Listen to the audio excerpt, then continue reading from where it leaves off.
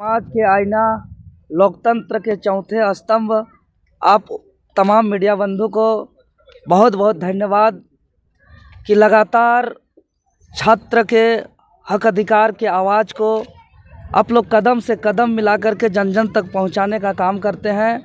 और आज का प्रेस वार्ता का मुख्य उद्देश्य है कि जेएसएससी सीजीएल परीक्षा, जिस दिन से परीक्षा का घोषणा किया है उसी दिन से यह परीक्षा विवादित रहा है। और छात्र के तरफ से हम लोग जो भी सवाल उठाए हुए हैं, और जेएसएससी मामला वर्तमान समय में कोर्ट में भी लंबित है, और आयोग इस बात पर छात्र को आश्वस्त किया था कि जब तक मामला कोर्ट पर लंबित रहेगा तब तक जेएसएससी सीजीएल परीक्षा से संबंधित किसी भी प्रकार का प्रक्रिया आगे नहीं किया जाएगा। लेकिन नए सरकार बनते ही अच्छे से मंत्रिमंडल का विस्तार ढंग से नहीं होने के बावजूद आनन फानन में प्रक्रिया को आगे बढ़ाते हुए परीक्षा परिणाम जारी किया जाता है, रिजल्ट प्रकाशित किया जाता है। लेकिन दुर्भाग्य 2 दिन परीक्षा हुआ था, 21 और 22 सितंबर 2024 को, और छात्र के माध्यम से जो हम लोग रिसर्च करके लाए हैं, पहला दिन 21 सितंबर का रिजल्ट मात्र 82 छात्र का है लगभग, और वहीं दूसरे दिन 22 सितंबर का रिजल्ट लगभग 2149 स्टूडेंट का सिलेक्शन हुआ है। यह हम छात्रों के द्वारा जो रिसर्च किया है, यह आयोग को पूरा इसका सटीक जानकारी देना चाहिए। और जब जब हम लोग छात्र आयोग जा रहे हैं, किसी भी प्रकार से आयोग हमारे बातों को नहीं सुना जा रहा है। इसीलिए हम लोग इस एग्ज़ाम को रद्द कराने को लेकर के 2 बार इससे पूर्व जेएसएससी कार्यालय जा चुके हैं, लेकिन हमारे बातों को नज़रअंदाज करते हुए आगे लगातार जेएसएससी अपना प्रक्रिया को आगे बढ़ा रही है।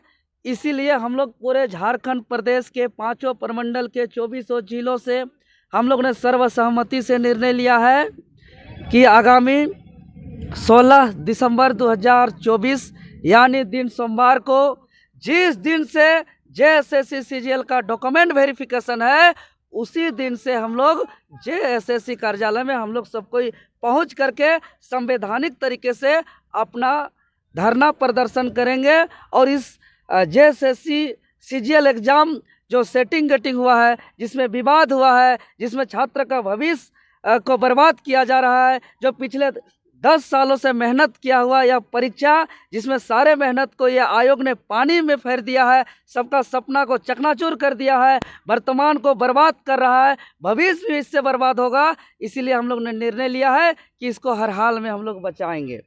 और जिसके लेकर के आपके चैनल के माध्यम से हम निवेदन करते हैं कि कल 15 दिसंबर को पूरे 24 जिले से सभी कोई अपने अपने कंबल, अपना नाश्ता पानी का व्यवस्था लेकर के पूरे राज्य के छात्र कल रांची आएंगे 15 तारीख को, और सभी कोई लॉज में, हॉस्टल में, अलग अलग जगह रहेंगे, कुछ जेपीएससी कार्यालय के आसपास भी रहेंगे। और 16 तारीख को सुबह 8 बजे से ही जेएसएससी कार्यालय के समक्ष आज तक का छात्र का सबसे बड़ा महाजुटान होगा, सबसे बड़ा प्रदर्शन होगा। और हम लोग ने मरता क्या नहीं करता, इस उद्देश्य से हम लोग आर पार की लड़ाई लड़ेंगे, और हर हाल में हम लोग डॉक्यूमेंट वेरिफिकेशन जो आयोजन होने वाला है उसको निवेदन करेंगे कि तत्काल स्थगित करें, और छात्र के साथ न्याय करते हुए, चूँकि इस बात को सीजीएल में गड़बड़ी की बात को माननीय मुख्यमंत्री महोदय जी भी स्वीकार करते हुए उन्होंने सीआईडी जांच का भी आदेश दिया है। लेकिन हम लोग जांच का बात देखते हैं तो आज जेपीएससी सीबीआई जांच पहला दूसरा जारी है, 15-20 सालों तक जांच जारी रहता है, निर्णय फैसला आता नहीं है, जिससे छात्र का भविष्य उससे बचता नहीं है। इसीलिए जांच चलता रहे, जांच होता रहे, लेकिन तत्काल छात्र का भविष्य को बचाया जाए, इसलिए परीक्षा को रद्द किया जाए। रद्द मतलब रद्द। हाँ, हम मानते हैं कुछ छात्र का जेन्युइन हुआ है, लेकिन जिस छात्र का रिजल्ट हुआ है वो छात्र भी मान रहे हैं कि बहुत ही कम छात्र का जेन्युइन हुआ है, अधिकतर सेटिंग गेटिंग में हुआ है। ऐसे कोई छात्र है जो, अगर हम लोग वीडियो बनाते हैं तो पास किया हुआ छात्र कैमरा पकड़ करके हम लोग का सहयोग करते हैं कि आप लोग वीडियो बनाइए और जारी करिए, इस लड़ाई को लड़िए, आंदोलन करिए। भले हमारा रिजल्ट हुआ है, लेकिन सच में परीक्षा में सेटिंग गेटिंग हुआ है, क्योंकि आज रिजल्ट प्रकाशन हुए इतना दिन बीत गया, लेकिन आज तक कट ऑफ जारी नहीं हुआ, मार्कशीट को सार्वजनिक नहीं किया गया। और पहला दिन मात्र 82 स्टूडेंट का सिलेक्शन और दूसरा दिन 2149 लगभग स्टूडेंट का सिलेक्शन। इस बात का साबित होता है कि इसमें रिजल्ट में खेला हुआ है, गड़बड़ी हुआ है, सेटिंग गेटिंग हुआ है और पेपर लीक का मामला है। और इसको लेकर के हम लोग आर पार का लड़ाई लड़ेंगे। धारा 163 धारा अंग्रेज अपने इस देश को जब आज़ादी के लिए हमारे महापुरुष हमारे पूर्वज ने लड़ाई लड़ते थे, इस मुल्क को हम आज़ाद करेंगे, इस मुल्क को हम अंग्रेज की गुलामी से हम लोग आज़ाद करेंगे। उस वक्त इस सब कानून को हमारे आज़ादी के आंदोलन को रोकने के लिए लगाया जाता है। आज यही कानून वर्तमान की सरकार, जो छात्र अपना भविष्य की लड़ाई लड़ रहे हैं, जो छात्र अपने हक अधिकार की लड़ाई लड़ रहे हैं, यह दुर्भाग्य है कि इस देश के अंग्रेज जब आज़ादी के आंदोलनकारियों पर जो कानून लगाया जाता है, वह 24 साल के बिरसा के झारखंड में, निर्मल के झारखंड में, वीर बुद्धू भगत के झारखंड में, शेख भिखारी के झारखंड में आज ऐसे ऐसे कानून को लगाया जा रहा है और संवैधानिक लड़ाई को रोकने का प्रयास किया जा रहा है।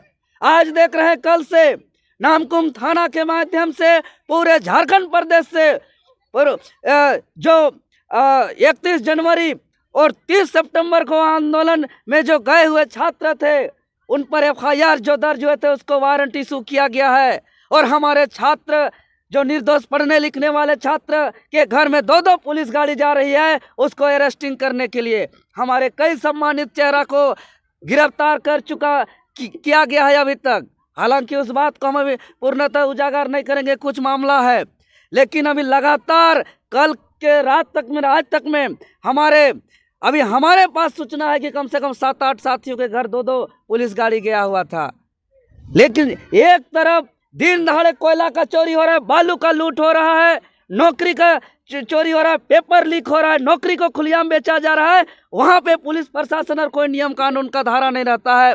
और दूसरी तरफ जो निहत्थे बेचारे छात्र जो अपना सपना संजोए पिछले 10 सालों से अपना तैयारी कर रहे थे, 8x8 का कमरा में, लाइब्रेरी में अपना आँख का रोशनी को भी खोया है, अपना बाल को भी पकाया है, अपना उम्र को भी खोया है कि सपना देख कर कि हम बड़े होकर बूढ़े माँ बाप का सेवा करेंगे और मेरा जैसा स्थिति हुआ, आने वाला पीढ़ी का ऐसा स्थिति नहीं हो। आज उसका सपना को जो है कुठारघात किया जा रहा है, वो अपना बात रखने आ रहे हैं तो उस पर जो है कि कई अरेस्टिंग वारंट इशू कर रहे हैं, तो कभी 144 लगा रहे हैं। तो पूरा आपको बता दें, JSSC कार्यालय को अवैध किला से तब्दील किया जा रहा है।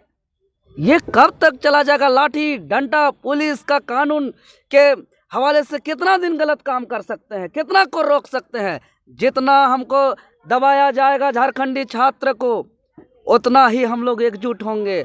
और जिस तरीके से कानूनी हथकंडा का प्रयोग किया जा रहा है, लगातार हाई लेवल मीटिंग किया जा रहा है मुख्यालय में पुलिस प्रशासन के द्वारा, इसी से यही प्रतीत हो रहा है कि यह रिजल्ट में गड़बड़ी है और हमारे बातों को दबाने का प्रयास किया जा रहा है। सवाल ये है कि जब JSSC आप लोगों से सबूत मांगती है तब आपने आप एक बात बताइए महोदय, एक छात्र, जब हम बता रहे हैं कि पहला दिन 21 सितंबर को सिर्फ 82 स्टूडेंट का लगभग सिलेक्शन हुआ है और दूसरा दिन 2149 स्टूडेंट का सिलेक्शन हुआ है, इतना बड़ा अंतर, बहुत बड़ा अंतर है। इसी से आप बहुत सारा सबूत निकाल सकते हैं। कब इस पर से सवाल क्यों नहीं कर रहे हैं कि रिजल्ट के साथ आप कट ऑफ क्यों जारी नहीं कर रहे हैं? कट ऑफ जारी नहीं करने का मतलब समझ रहे हैं?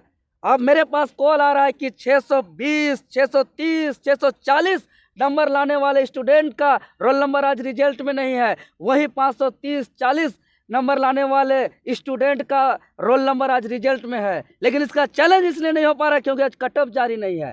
आज सार्वजनिक मार्कशीट को इसलिए पब्लिश नहीं किया जा रहा है क्योंकि पता चल जाएगा कि सिलेक्टेड स्टूडेंट का मार्क्स क्या है और उसका, और जो रिजल्ट जिसका नहीं आया उसका मार्क्स क्या है, दूध का दूध और पानी का पानी हो जाएगा। इसीलिए जांच का आदेश दिया है मुख्यमंत्री हेमंत सोरेन ने रविंदर का। अरे जांच सीबीआई से चल रहा है, पहला दूसरा तीसरा चौथा जेपीएससी का क्या स्थिति है। जिस नियुक्ति में जिसका सिलेक्शन गलत तरीके से हुआ है, आज सीबीआई उसको साबित भी कर दिया है कि वहाँ गड़बड़ी हुआ था, लेकिन आज उस पर कोई कार्रवाई नहीं हुआ है। आज भी वह नौकरी कर रहे हैं, अब कुछ दिन में वो रिटायर करेंगे। जांच चलता रहता है, जांच चलता रहता है, इन लोग का लूट चलता रहता है। तो ये लोग जो अभी तक सिलसिला बना के रखे हैं कि जांच चलाते रहेंगे और लूट का सिलसिला जारी रखेंगे, अब इसको हम लोग बर्दाश्त नहीं करेंगे। इसलिए परीक्षा को रद्द करें। आज देखिए, आज 90 दिन लगभग होने जा रहा है। राज्य की सबसे बड़ी नियुक्ति संस्था जेपीएससी पर का आज चेयरमैन नहीं है, जिसकी वजह से रिजल्ट प्रकाशित नहीं हो पा रहा है। रिजल्ट ही नहीं, कई ऐसे और नियुक्ति बाधित हो रहा है। किसी प्रदेश का सबसे बड़ी नियुक्ति संस्था का चेयरमैन का रिटायर होने से पहले तैयारी होता है कि मेरा अगला चेयरमैन कौन होगा, लेकिन अभी तक तय नहीं कर पा रहा है। क्यों?